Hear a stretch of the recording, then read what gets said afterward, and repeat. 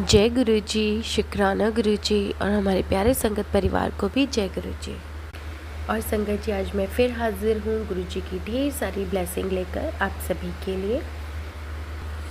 और आशा करती हूँ ये जो भी त्यौहार गया था रक्षाबंधन का, आप सभी के लिए बहुत अच्छा होगा, ब्लेसफुल होगा, क्योंकि गुरु जी सभी को ब्लेसिंग देते हैं।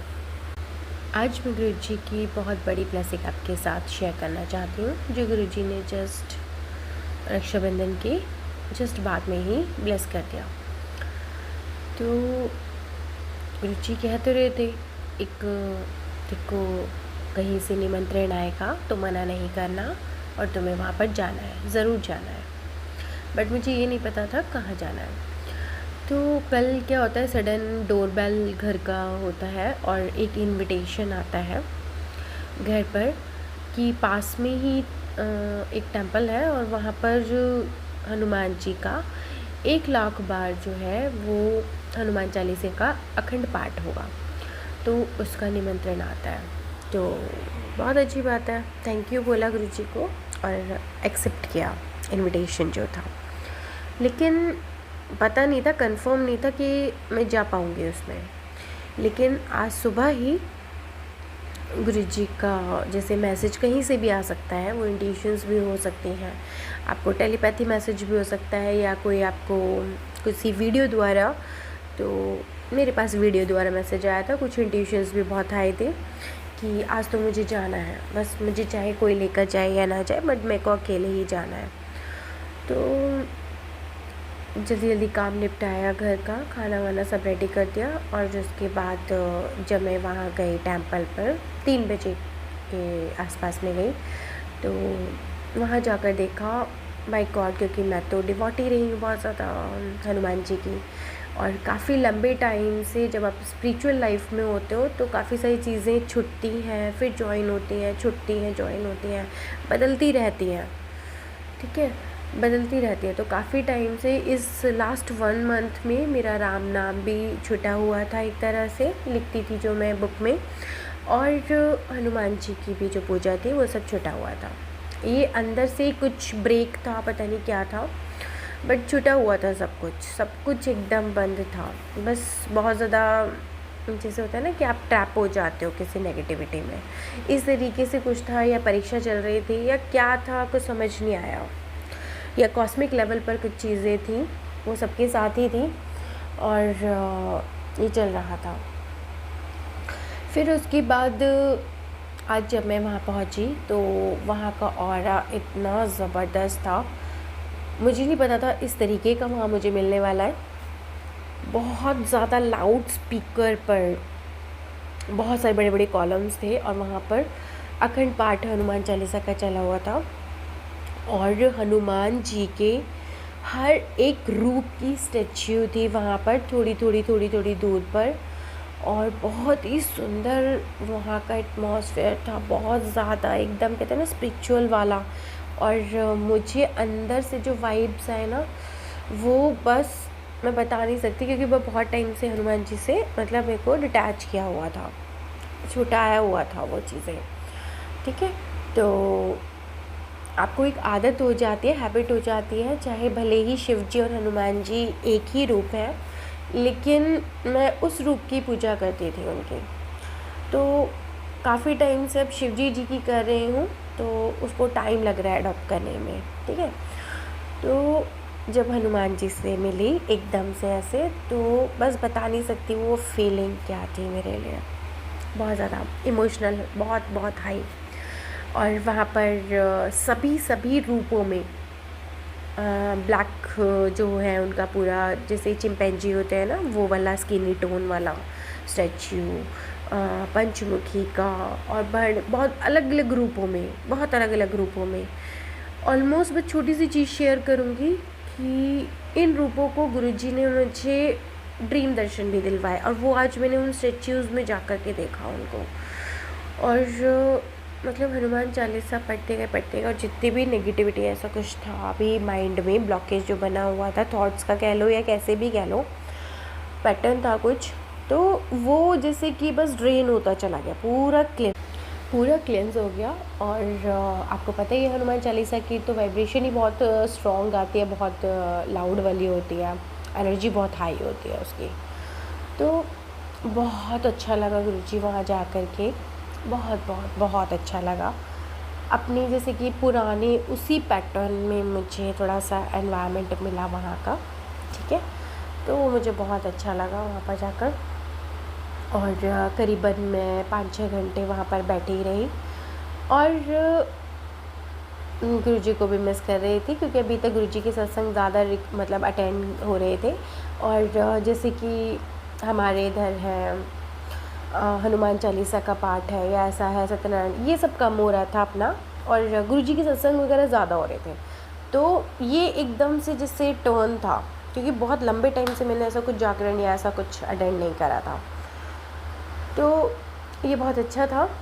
और बड़ी बात तब हुई कि एक संगत थे वहाँ पर और उन्होंने बालों में मोगरे का गजरा लगाया हुआ था, और एक और उनकी आंटी थी एक, तो वो आ रहे थे उधर से सामने से दर्शन करते हुए, और जस्ट मेरी नज़र उनके गजरे पर थी और दूसरा मेरी नज़र उन्होंने एक सेट होता है ना गले का पेंडेंट टाइप, वो पहना हुआ था, मोटे मोटे बीड्स वाला सेट था, जो एक बस कहीं नज़र नहीं गई मुझे, उनके गजरे पर नज़र गई और पेंडेंट पे गई। तो जो पेंडेंट था आप वो समझिएगा, वो बहुत ब्रॉड टाइप का था, और वो ब्रॉड टाइप का पेंडेंट आप समझेंगे कौन थे वो गुरुजी का था।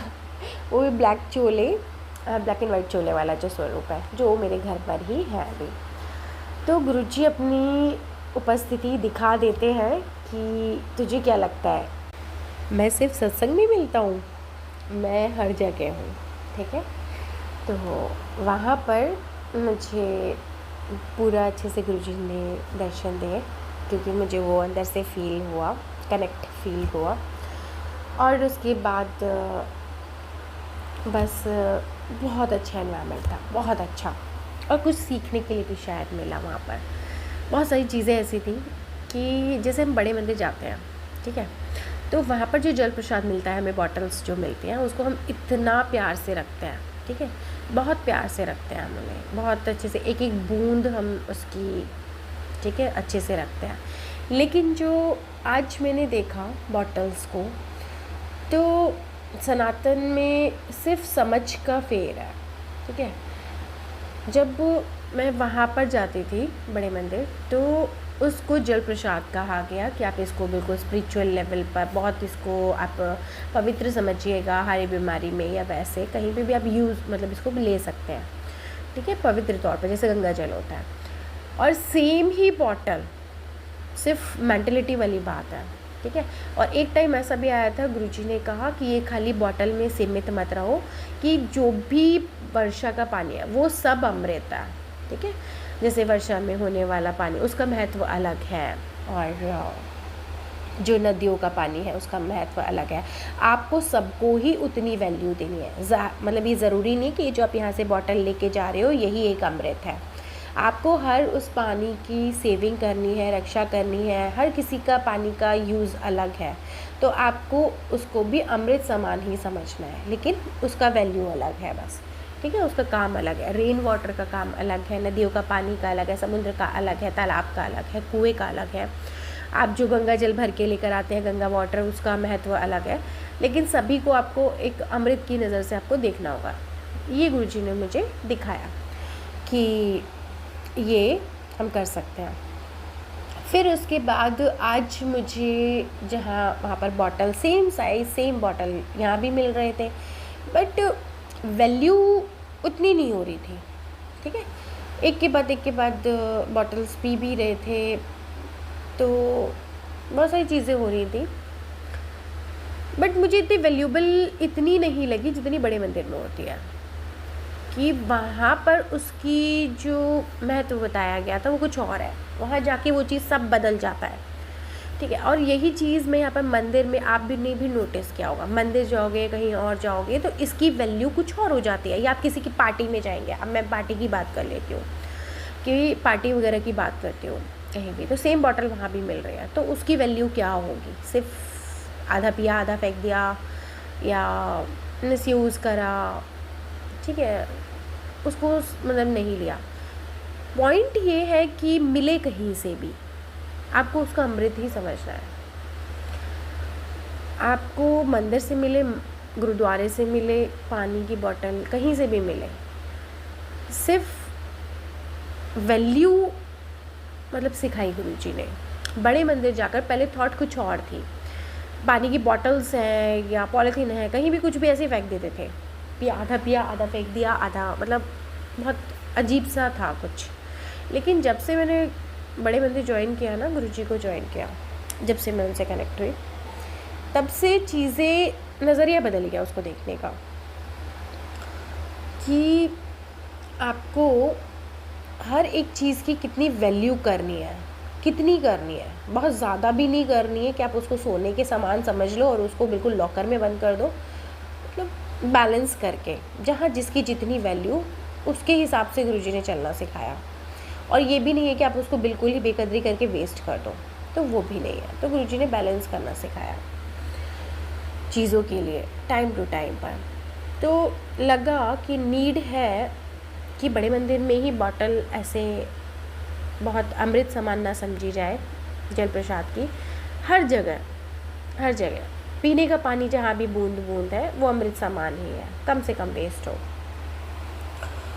उसके लिए गुरुजी ने बताया, जब वर्षा होती है तो वो भी एक अमृत वर्षा है, ठीक है। वो अमृत वर्षा हमारे लिए होती है कि आप जाइए और नहाइए और अपना ऑरा जो भी है, नेगेटिव ऑरा, उसको क्लीन कीजिए। सिर के ऊपर अगर हीट है या कुछ भी है, राहु एक्टिव है, वटेवर, तो वो बारिश में नहाने से ठीक होता है, आपको बहुत रिलैक्स होता है, हीलिंग मिलती है। तो बहुत सारी चीज़ें गुरुजी ने सिखाई। Thank you Guruji. Ground level पर गुरुजी सिखाते हैं, बिल्कुल एक छोटी छोटी चीज़, बारीकी, बिल्कुल एकदम बारीकी से सिखाते हैं और अनुभव करके सिखाते हैं, क्योंकि यहाँ पर कोई है नहीं सामने टीचर सिखाने वाले, बट फिर भी एनर्जी बेस पर कोई ना कोई आ जाता है गुरुजी के रूप में ही। और गुरुजी ने तो कहा था कि चल मिलवाते हूँ तेरे डिवाइन सोल से। तो आज मैं गई थी, वो है श्री कृष्ण नवदुर्गा टेम्पल था, नवग्रह का टेम्पल था। तो वहाँ पर सिर्फ 2 ही मतलब मुझे दिखाई थे पूरे मंदिर में। वो साउथ इंडियन उधर का टेम्पल था और वहाँ पे मूर्तियाँ जो थी वो जो ब्लैक साउथ में होती हैं वो थी। तो एक नारायण का स्वरूप देखा गया और एक हनुमान जी का।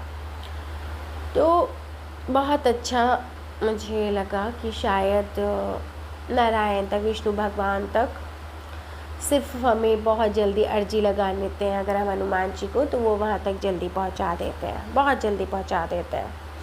तो हनुमान जी की बहुत सारी कृपा मिली वहाँ जा कर के, बहुत सारी भक्ति भी करी। तो उसके बाद उन्होंने नारायण तक पहुँचाया, विष्णु भगवान जी के दर्शन कराए, क्योंकि विष्णु भगवान जी में ही नरसिम्हा, अभी लास्ट गुरुजी ने नरसिम्हा मूवी दिखाई थी, पूरा फील हुआ था अच्छे से। और फिर राम जी और कृष्ण जी सब इन्हीं के ही रूप है। तो डायरेक्ट जो विष्णु भगवान है वहाँ तक पहुँचाना, उनके दर्शन कराना, तो डिकोडिंग होती है, गुरुजी करवाते हैं चीज़ों को, तो समझ में आता है। क्योंकि अभी तक मैं राम जी और कृष्ण जी तक ही मतलब थी, बट उससे ऊपर जो मेन सोर्स है हमारे विष्णु भगवान है, तो वो उन्हीं के ही रूप आते हैं। तो थैंक यू गुरुजी, क्योंकि सिखाने वाले भी वही हैं। और गुरुजी का भी बहुत बहुत बहुत बहुत धन्यवाद, क्योंकि गुरुजी हर वो रूप ले लेते हैं जब जब हमें ज़रूरत पड़ती है। वो नरसिम्हा का भी रूप ले लेते हैं, वो हनुमान जी का भी रूप ले लेते हैं, वो शिव का भी ले लेते हैं, वो काली माँ का भी ले लेते हैं। क्योंकि स्पिरिचुअल जर्नी में मैंने उनको हर रूप में देखा है, हर रूप में देखा है मैंने उनको, रूप बदलते हुए देखा है, टाइम टू टाइम, मौसम के अकॉर्डिंग कह लो या कैसे भी, मैंने गुरुजी को रूप बदलते हुए देखा है। वो रूप आप इंडिकेट कर सकते हैं जैसे जैसे उनका चोला बदलता है, चोले का कलर बदलता है, चोला बदलता है, किस सीज़न में वो एक्टिव है, किस रूप में एक्टिव है, तो आप उस डिवाइन से कनेक्ट कर सकते हैं, उस एनर्जी से कनेक्ट कर सकते हैं। और इस दौरान गुरुजी ने बहुत सारी blessing the with green colour. पूरा सावन का महीना था, ग्रीन एंड येलो कलर में गुरुजी ने बहुत सारा ब्लेसिंग किया। और अब आगमन होगा गणेश जी का, तो गुरुजी गणेश जी बनकर भी आएंगे। तो उसके लिए पहले से पहले बहुत सारा शुक्राना गुरुजी। चलिए संगत जी, अब हम करते हैं अपने शुक्राना सत्संग को यहीं विराम। और आशा करती हूँ कि यही ब्लेसिंग गुरुजी आपको भी दे। और इस दौरान कहीं से भी अगर आपको निमंत्रण मिले, किसी भी भक्ति का, कहीं कीर्तन, जागरण, सत्संग कहीं से भी मिले आपको, तो आप प्लीज़ ज़रूर जाएं, क्योंकि गुरुजी कहीं से भी आपको ब्लेसिंग दिलवाते हैं, कहीं से भी दिलवाते हैं, जहाँ पर भी आप पहुँच पाएँ। और ब्लेसिंग देने के लिए ही गुरुजी आपको वहाँ पर बुलाते हैं, तो प्लीज़ ज़रूर जाइएगा। और thank you, thank you, thank you.